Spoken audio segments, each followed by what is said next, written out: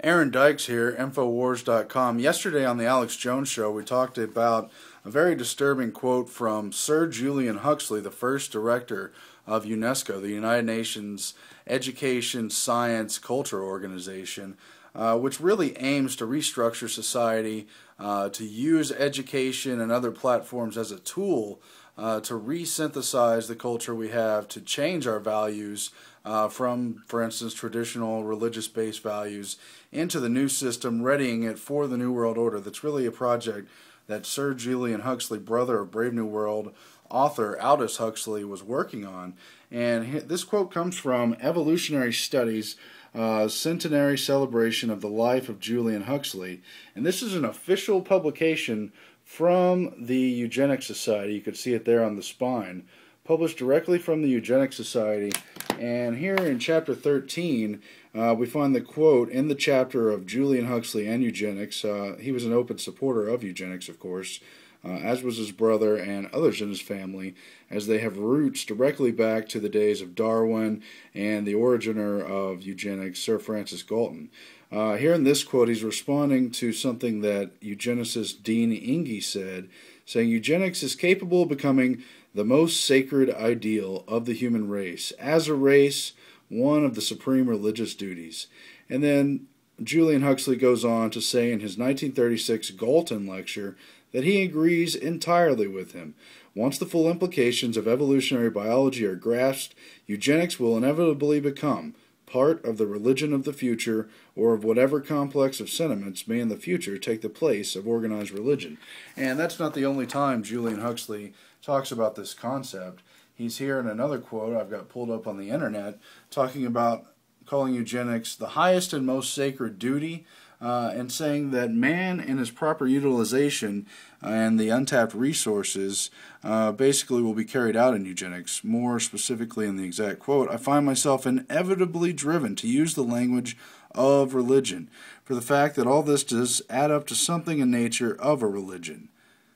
One might call it evolutionary humanism, and saying it's not even about the belief in God, it's about the overall sense of man and his destiny, the destiny to be carried out through eugenics.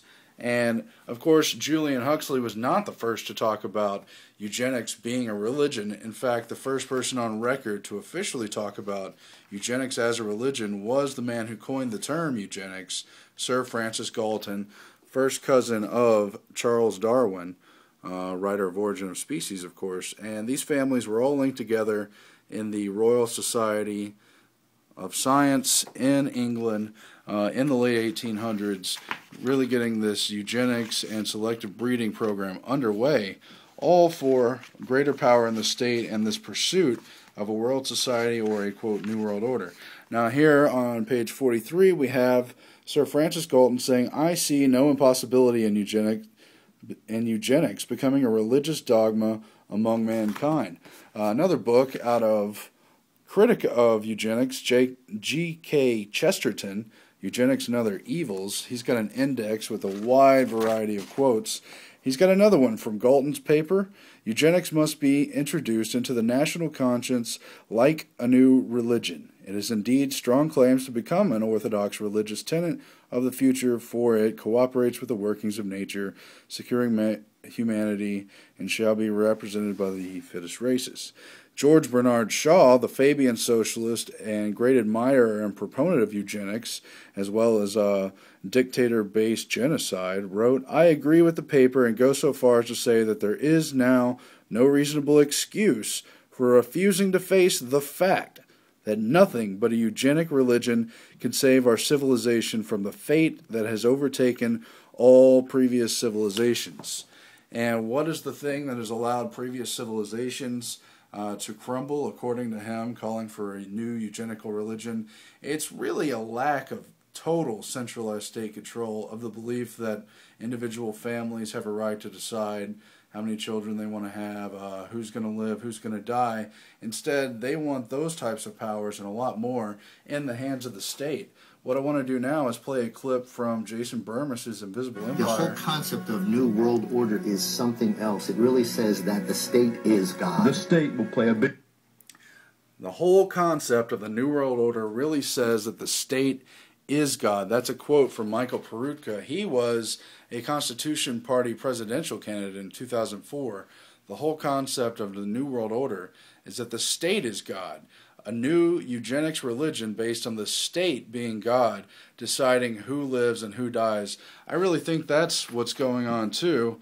As we see here in this book, the Molecular Vision of Life, Caltech, the Rockefeller Foundation, and the Rise of New Biology.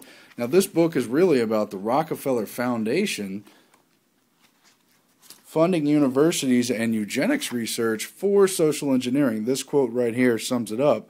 The Rockefeller Foundation officers and their scientific advisors sought to develop a mechanistic biology as the central element of a new science of man whose goal was social engineering. Even by the early 1920s, they had played out the harsh rhetoric of eugenics proper and had begun to move into a more covert, more subtle form of carrying out this program. And the Science of Men, the Science of Man program on eugenics, carried out at Caltech and other Rockefeller-funded institutions, sought to do just that: control life processes, psychobiology, internal secretions, nutrition, radiation, biology of sex, experimentation and chemical embryology, genetics, general physiology, biophysics, biochemistry, and more. They really want you from cradle to grave, from conception to death, to control all your life processes where the state can decide who's even allowed to breed. And I want to follow up with a part 2 on this because it's just too important.